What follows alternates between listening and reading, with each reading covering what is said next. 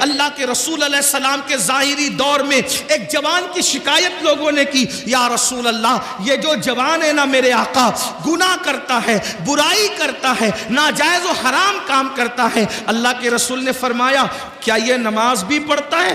کیا یہ نماز بھی پڑھتا ہے؟ صحابہ نے عرض کی ہاں آقا وہ نماز بھی پڑھتا ہے۔ سرکار نے ارشاد فرمایا صلی اللہ علیہ وآلہ وسلم اگر یہ نماز پڑھتا ہے تو انشاءاللہ ایک دن اس کی نماز اس کو گناہ سے روک لے گی۔ چند دن بھی نہ گزرے تھے کہ وہ بندہ نماز کی برکت سے گناہ سے رک گیا۔ فاروق اعظم کے دور کا واقعہ ہے، ایک نوجوان ایک لڑکی پر فریبتہ ہو گیا، ایک نوجوان ایک لڑکی پر عاشق ہو گیا، اس لڑکی سے آنکھیں چار ہوئی، اس نے اس لڑکی سے کہا اے لڑکی میں تجھ سے محبت کرتا ہوں، تجھ سے پیار کرتا ہوں، کیا تو میرے ساتھ شادی کرے گی؟ اس لڑکی نے کہا کیوں نہیں، بالکل کریں گے، آپ ہم سے محبت کرتے ہیں، ہم آپ کے ساتھ شادی کرنے کے لیے تیار ہے، لیکن ایک شرط ہے۔ لڑکے نے کہا کیا شرط ہے؟ لڑکی نے کہا امیر المومنین سیدنا فاروق اعظم کی اقتداء میں 40 دن تک کے تمہیں نماز با جماعت ادا کرنا ہے، اگر تم 40 دن تک با جماعت نماز پڑھو گے تو انشاءاللہ ہم شادی کے بارے میں سوچیں گے۔ کیا ہوا؟ ایک دن 2 دن مرتا کیا نہ کرتا، نماز پڑھنے کے لیے مسجد نبوی جا رہا ہے، فاروق اعظم کے پیچھے نماز پڑھ رہا ہے۔ 1 ہفتہ 2 ہفتہ 3 ہفتہ گزرے، جب 40 دن قریب گزرنے لگے تو لڑکی نے اپنی کنیز سے کہا کیا حال ہے اس عاشق آوارہ کا جو ہمیں شادی کا آفر دے رہا تھا؟ اس کی کنیز نے کہا وہ تو بڑی نظریں نیچی کر کے چلنے لگا۔ کہا ذرا چیک تو کرو کیا ہوا۔ جب اس لڑکی کی کنیز اس لڑکے کے پاس گئی، کہا آپ نے تو میری مالکہ سے شادی کا آفر کیا تھا اور اس نے 40 دن تک نماز کا لیے کہا تھا، بتائیں کیا خیال ہے؟ تو اس نوجوان نے کہا اب ہم شادی کے بارے میں سوچتے ہی نہیں ہیں، اس لیے کہ جب تک دل میں یار نہیں بسا تھا دل ادھر ادھر آوارگی کرتا تھا، یار کا پیار دل میں بس گیا ہے، اب کسی کی گنجائش ہی باقی نہیں رہ گئی ہے۔ تو یہ نماز کی برکت ہے۔ قرآن کہتا ہے ان الصلاۃ تنہا عن الفحشاء والمنکر، بے شک نماز ہر برائی سے ہر بے حیائی سے روک لیتی ہے۔ اپنے بچوں کو سدھارنے والوں، بچے تعویذ سے نہیں سدھریں گے، اپنے بچوں کو سدھارنے والوں بچے مار پیٹ سے نہیں سدھریں گے، اپنے بچوں کو سدھارنے کا خواب دیکھنے والوں گالی گلوچ سے بچے نہیں سدھریں گے۔ قرآن نے کتنا خوبصورت قانون دیا، نمازی بنا دو بچے کو، انشاءاللہ دلوں میں نفرت پیدا ہوگی گناہ کی، دلوں میں نفرت پیدا ہوگی برائیوں کی، دلوں کے اندر گھن پیدا ہوگی برائیوں کی، اور نیکیوں کا جذبہ پیدا ہوگا، نیکیوں سے محبت پیدا ہوگی، خود بخود انسان اللہ کے قریب ہوتے ہوئے چلا جائے گا۔ کہتے ہیں ایک دور میں حضرت سیدنا ذوالنون مصری کا دور تھا۔ ذوالنون مصری کے دور میں ایک لڑکی تھی جو ماحول خراب کر رہی تھی، بگڑ گئی تھی، اور بگڑنے کی وجہ سے ماحول خراب کر رہی تھی۔ وہ رقص کرتی تھی، وہ ناچتی تھی، وہ گانے گاتی تھی، اس کا میوزک کا انداز بہت اچھا تھا، لوگ اس کے پاس آتے اور گانے سنتے، اس کا ناچ دیکھتے اور اس کے ناچ میں مبتلا ہوتے۔ ایک دن محلے کے کچھ شریف لوگ حضرت سیدنا ذوالنون مصری کے پاس آئے اور آنے کے بعد کہنے لگے اے اللہ کے برگزیدہ ولی، اے اللہ کے بندے، ایک لڑکی ہمارے محلے میں آئی ہے اور وہ اتنا اچھا ڈانس کرتی ہے، ناچتی ہے، گاتی ہے، یعنی اس کے میوزک کا ناچنے گانے کا انداز یونیک ہے، انفرادی ہے، سب سے ہٹ کر ہے۔ دن بدن لڑکے اس کے دام تصویر میں، دام فریب میں مبتلا ہو رہے ہیں۔ اے ذوالنون ایک کام کرو، تمہارے تعلقات بادشاہ تک ہے، تمہارے تعلقات بڑے بڑے اوپر لیول تک ہے، ایک کام کرو اس لڑکی کو ہمارے مصر سے نکال دو، ہمارے علاقے سے نکال دو، ہمارے محلے سے نکال دو۔ حضرت سیدنا ذوالنون مصری فرماتے ہیں لوگوں یہ بتاؤ تمہیں ناچ بند کرانا ہے یا لڑکی کو محلے سے نکالنا ہے؟ تو لوگوں نے کہا ہمیں تو ناچ بند کرانا ہے۔ تو حضرت ذوالنون مصری نے فرمایا تو محلے سے پھر مت نکالو، کیونکہ اگر ہم اس کو اپنے محلے سے نکال دیں گے وہ کسی اور محلے میں جا کے ناچے گی، ہم اپنے شہر سے نکال دیں گے کسی اور شہر میں جا کے گندگی پھیلائے گی، یہاں تو ذوالنون مصری ہے وہاں کون ذوالنون مصری ہوگا؟ تو صوفیہ کا طریقہ کیا ہے؟ صوفیہ کا طریقہ یہ ہے کہ وہ گناہ سے نفرت کرتے ہیں، گنہگار سے نفرت نہیں کرتے، وہ بیماری سے نفرت کرتے ہیں،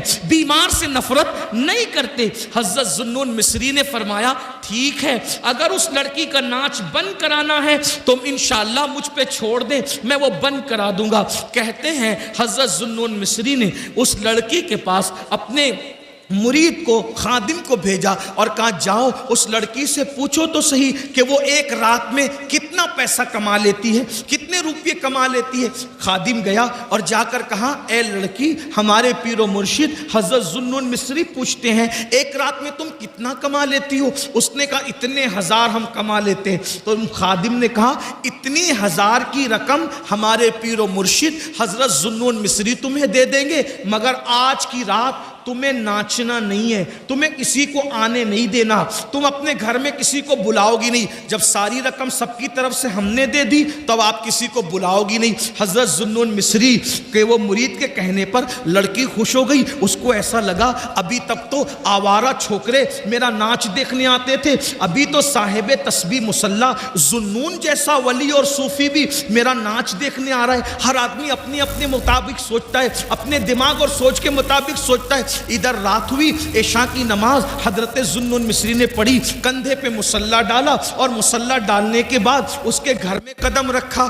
جیسے ہی گھر میں قدم رکھا، لڑکی نے پہلی مرتبہ حضرت ذوالنون مصری کو دیکھا اور اس نے دیکھ کر سوچا سب آ کر کے مجھے ایسی للچائی ہوئی نظر سے دیکھتے ہیں جیسے قصاب کی دکان پر گوشت کے لوتھڑے کو لوگ للچائی ہوئی نظر سے دیکھتے ہیں، ایسے سب، لیکن آج ذوالنون آ کر نظریں جھکاتے، سلام کرتے۔ میں نے پوچھا، اس لڑکی نے پوچھا کیا بات ہے ذوالنون؟ تو آپ نے فرمایا میں نے رات بھر کی پوری قیمت دے دی ہے، آج رات تم کو میرے ساتھ گزارنا ہے۔ لڑکی نے کہا کیا مطلب؟ فرمایا بیٹی آج ہم رات کو نماز پڑھیں گے۔ سبحان اللہ، سبحان۔ دیکھو حضرت ذوالنون نے اتنی آوارہ لڑکی کو سدھارنے کے لیے کیا چیز کا استعمال کیا؟ نماز کا۔ بیٹی آج ہم نماز پڑھیں گے رات کو۔ اس نے کہا لوگ تو مجھے للچائی ہوئی نظر سے دیکھتے ہیں جیسے لوگ کھانے کی ڈشوں کو دیکھتے ہیں، آپ مجھے بیٹی کہتے ہیں۔ فرمایا بیٹی وہ مسلمان اور ہے، میں مسلمان اور ہوں۔ اسلام میں لڑکی کو اگر دیکھنا ہی پڑ جائے کسی مجبوری کے تحت تو دیکھنے کا انداز یہ ہوتا ہے، بڑی ہو تو ماں کے سامان ہے، برابر کی ہو تو بہن ہے، چھوٹی ہو تو بیٹی ہے۔ یہی تین روپ ہم دیتے ہیں بیٹی کو اور کچھ نہیں۔ نماز پڑھے۔ کہا بابا میں نے تو کبھی نماز پڑھا ہی نہیں، میں مسلمان ہوں، میں نے کبھی نماز نہیں پڑھا، مجھے نماز پڑھنی نہیں آتی۔ ذوالنون مصری نے کہا کوئی بات نہیں، وضو کرو، میرے پیچھے کھڑی ہو جاؤ، جیسے میں کروں میری نقل کرو۔ ہائے ہائے ہائے، توجہ کریں، یہ نماز ہے، جیسے میں کروں میری نقل کرو۔ کھڑی ہو گئی۔ ذوالنون مصری نے قرآن پڑھا۔ قرآن کا اپنا اثر ہے، قرآن دلوں کو بدلتا ہے، قرآن انقلاب پیدا کرتا ہے، قرآن تبدیلی لاتا ہے، قرآن دلوں کے زنگ کو دور کرتا ہے، قرآن دلوں کو چمکاتا ہے، قرآن اللہ اکبر دلوں کے اندر گناہوں کی زنجیروں کو توڑ کر کے اللہ سے رشتہ جوڑ دیتا ہے۔ 23 سال کی قلیل مدت میں عرب کے بوریا نشینوں کو جو آسمان ہدایت کا تارا بنایا تھا وہ اللہ کی کتاب پڑھ کے بنایا تھا، قرآن کی برکتوں سے بنایا تھا۔ فاروق اعظم کو اسلام ملا، بہن نے قرآن پڑھا، عمر مسلمان ہو گئے۔ اللہ اکبر، قرآن کی برکت سے عمر جیسے لوگ اسلام کو ملے۔ قرآن، میرے آقا فرماتے ہیں بعض شہر ایسے ہیں جو جنگ کی وجہ سے فتح ہوئے ہیں، مدینہ ایسا شہر ہے جس کو ہم نے قرآن کی برکت سے فتح کیا ہے۔ اللہ اکبر، اندازہ کریں سبحان اللہ، سبحان ہے۔ اللہ۔ حضرت ذوالنون مصری نے قرآن پڑھنا شروع کیا، وہ لڑکی ناچ گانے اور تماشوں میں اتنی ڈوبی ہوئی تھی اس کو کبھی رونا ہی نہیں آیا تھا، لیکن آج جب حضرت ذوالنون مصری نے قرآن پڑھا تو وہ ہمک ہمک کر ہچکیاں لے کر کے رو رہی تھی۔ ذوالنون قرآن پڑھتے جا رہے تھے اور اس کی آنکھوں میں آنسو آ رہے تھے۔ کہتے ہیں گناہوں کے دھبوں کو جو دل پہ لگ جاتے ہیں 7 سمندر کا پانی بھی دھل نہیں پاتا، مگر ندامت کے آنسو دل پہ لگنے والے دھبوں کو دھل دیا کرتے ہیں۔ موتی بنا کے شان کریمی نے چن لیے قطرے جو تھے میرے عرق انفعال کے، شرمندہ شرمندگی اور ندامت کے آنسو بڑے قیمتی ہوتے ہیں. جہنم کو دنیا کا کوئی پانی نہیں بجھا سکتا، لیکن گنہگاروں کے آنسو جو اللہ کے خوف سے نکلتے ہیں وہ بھی جہنم کی آگ کو بجھا دیتے ہیں. ذوالنون مصری نماز پڑھ رہے تھے، قرآن کی تلاوت کر رہے تھے. رقاصہ نچنیاں ہمک ہمک کر کے رو رہی تھی، آنسو آ رہے تھے. ذوالنون نے اللہ اکبر کہا، رکوع میں سر رکھ دیا، رکوع سے اٹھے اور پیشانی زمین پہ رکھ دی. لڑکی نے بھی حضرت ذوالنون کی نقل میں سر سجدے میں رکھ دیا.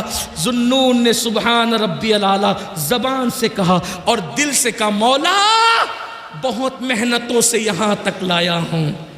سبحان اللہ سبحان. مولا بہت محنتوں سے یہاں تک لایا ہوں. یہاں تک لانا میرا کام تھا، اس کے آگے سنبھالنا تیرے کرم پر ہے. مولا اگر تیرے کرم نے سہارا نہیں دیا تو دنیا کی کوئی طاقت اس کو دوسرا سجدہ نہیں کروا سکتی. دنیا نے دیکھا، ذوالنون نے جب سجدے سے سر اٹھایا تو نماز پوری کی تو وہ لڑکی تھی نہیں، وہ غائب تھی. اب وہ لڑکی کو ڈھونڈا گیا، نہیں ملی. نچنیاں کہاں گئی، رقاصہ کہاں گئی، نچنیاں کہاں گئی، رقاصہ کہاں گئی، نہیں ملی نہیں ملی نہیں ملی نہیں ملی. ایک دن وہ لڑکی، وہ رقاصہ قصہ پارینہ بن گئی، ماضی کا بھولا ہوا قصہ بن گئی. اچانک ذوالنون مصری ایک وقت رات کے آخری پہر میں نماز تہجد کے بعد مصروف ذکر اذکار تھے. ایسے میں حضرت سیدنا ذوالنون مصری کو غیب سے آواز آتی ہے، ذوالنون ذوالنون، میرے یار، میرے دوست، میرے ولیہ کا انتقال ہو گیا ہے، جاؤ اس کے جنازے میں شرکت کرو، اسے کاندھا دو، اسے کفن سونپو، اسے قبر میں لٹاؤ. ذوالنون مصری آنکھ کھلی، گئے. کیا دیکھا؟ حضرت ذوالنون نے جیسے ہی کپڑا ہٹایا، جیسے ہی کپڑا ہٹایا پیروں کے نیچے سے زمین کھسک گئی. کوئی اور نہیں تھا، وہی وہ رقاصہ اور نچنیاں تھی. چند دنوں پہلے حضرت ذوالنون نے جس کو سجدہ کروایا تھا، ایک سجدہ، وہی رقاصہ، وہی نچنیاں تھی جس کا لاشا پڑا ہوا تھا. چہرے پر حضرت ذوالنون نے جب وہ کپڑا ڈال دیا. یہ تو عورت ہے، یہ وہی عورت ہے جس کو میں نے پہلا سجدہ کرایا تھا. لیکن عورت ہے، نہلانے کے لیے عورتیں چاہیے، کفن پہنانے کے لیے عورتیں چاہیے. حضرت ذوالنون شہر میں واپس آئے اور واپس آنے کے بعد حضرت ذوالنون نے چند عورتوں کو ساتھ لیا، مردوں کو ساتھ لیا اور خواتین سے کہا، چلو کسی ولیہ کو غسل دینا ہے، کفن پہنانا ہے. جب گئے، جب سارا مجمع وہاں پہنچا تو وہاں کچھ نہیں تھا، کوئی نہیں تھا. حضرت ذوالنون پریشان تھے، یا اللہ وہ لاشا کہاں چلا گیا، وہ لاشا کہاں چلا گیا. تو ایک نور کا خط لکھا ہوا دیکھا، ذوالنون جو ہمارے ہو جاتے ہیں ہم کسی اور کے کفن دفن کا محتاج بھی نہیں رکھتے، وہ انتظام ہم خود ہی کر لیا کرتے ہیں. حضرت ذوالنون نے سوچا، یا اللہ میں نے پہلا سجدہ کرایا تھا، اتنی مقبول کیسے ہو گئی. گئے، تفکرات میں تھے، سوچ میں تھے، سوچ و فکر میں ڈوبے ہوئے تھے، سوچ و فکر میں ڈوبے ہوئے تھے. نیند نہیں آ رہی تھی. اچانک آنکھ لگی تو کیا دیکھا؟ وہی لڑکی ہے جو جنتی لباس پہن کر جنت کے باغوں میں ٹہل رہی ہے. وہ کامیاب ہو گئی، وہ کامیاب ہو گئی، وہ کامیاب ہو گئی. وہ جنت کے باغوں میں ٹہل رہی تھی. ذوالنون مصری نے کہا، اے لڑکی، تو وہی رقاصہ ہے نا جو ہمارے محلے میں ناچتی تھی، رقص کرتی تھی، ناچتی تھی، یہ بتا یہ مرتبہ تجھے کیسے مل گیا؟ تو اس لڑکی نے کہا، ذوالنون، ایک سجدہ جو میں نے تمہارے ساتھ خلوص دل سے کیا تھا، اس سجدے سے سر اٹھانے سے پہلے اللہ نے مجھے مقام ولایت عطا کر دیا تھا، مجھے ولایت کا منصب عطا کر دیا تھا. یہ ایک سجدہ جسے تو گرا سمجھتا ہے، یہ ایک سجدہ جسے تو گرا سمجھتا ہے، 1000 سجدوں سے دیتا ہے آدمی کو نجات. وہ سجدہ جس سے روئے زمین کانپ جاتی تھی، وہ سجدہ جسے روئے زمین کانپ جاتی تھی، اسی کو آج ترستے ہیں منبر و محراب. آؤ سجدوں کے قریب آؤ. دنیا تمہاری ہے، آخرت تمہاری ہے، شرق غرب تمہارے ہیں، عزت و وقار تمہارا ہے، دولت و عزت تمہاری ہے، سیاست و سماج تمہارا ہے. تم اللہ کے ہو جاؤ. من کان للہ کان اللہ لہ. جو اللہ کا ہو جاتا ہے، پوری کائنات اس کی ہو جاتی ہے۔ اللہ کے بندو، یہ ساری کامیابی کا راز صرف 10 منٹ ہے۔ سبحان اللہ سبحان اللہ۔ صرف 10 منٹ نکالنے کا آج سے عہد کر لو، ارادہ بولو، وعدہ کرتے ہو؟ کتنے لوگ کرتے؟ سبحان اللہ سبحان اللہ سبحان اللہ۔ بھائیو، وعدہ کرو گے تو بھی نماز فرض ہے، نہیں کرو گے تو بھی فرض ہے۔ آج پہلی مرتبہ زندگی میں اتنی لمبی تقریر کی ہے، آپ کو وعدہ تو کرنا بنتا ہے۔ بولو، وعدہ کرتے ہو؟ ہاتھ اٹھائیں ذرا، ہاتھ اٹھائیں، فرشتوں کو گواہ بنائیں۔ کتنے لوگ وعدہ کرتے ہیں؟ اٹھا کے رکھو، اٹھا کے رکھو۔ دوسرا وعدہ، صرف تم نماز نہیں پڑھو گے، بس صرف تم ہی نماز نہیں پڑھو گے، اپنی بیوی بچوں کو بھی نمازی بنو۔ سب وعدہ کرتے ہیں انشاءاللہ۔ تیسری بات، کل سے نہیں، ہاتھ اٹھا کے رکھو۔ کتنی دیر میں ذرا دیکھوں تو صحیح، بہت بڑی بڑی باتیں کرتے ہو، کتنی دیر نبی کے نام پہ ہاتھ اٹھتا ہے، ذرا وہ بھی تو دیکھو نا۔ تیسری بات، کل سے نہیں، آج سے، ابھی سے پڑھیں گے۔ جن کی عشاء باقی ہے پڑھیں گے انشاءاللہ، پڑھیں گے انشاءاللہ۔ اگر ایسا ہوا تو 2.25 گھنٹے میرا اتنا چیخنا کامیاب ہوگا انشاءاللہ۔ امروہہ والو، میں نے آج تک اتنی لمبی تقریر کہیں نہیں کی، شاید یہ پہلی مرتبہ 2.25 گھنٹہ میں نے، اس لیے کہ میری عادت ہے میں 1.5 گھنٹے سے زیادہ کہیں نہیں بولتا، لیکن آج غوث اعظم کا خصوصی کرم، سبحان اللہ سبحان غریب اللہ۔ نواز واہ کی واہ۔ خصوصی عنایتیں، صابر پاک کی نظر کرم، رسول پاک کی امداد، آج آپ اور ہم دونوں ایک دوسرے سے 2.25 گھنٹہ مخاطب رہے۔ لیکن امروہہ والو، تمہاری یہ محبت بھی مجھے مرتے دم تک یاد رہے گی۔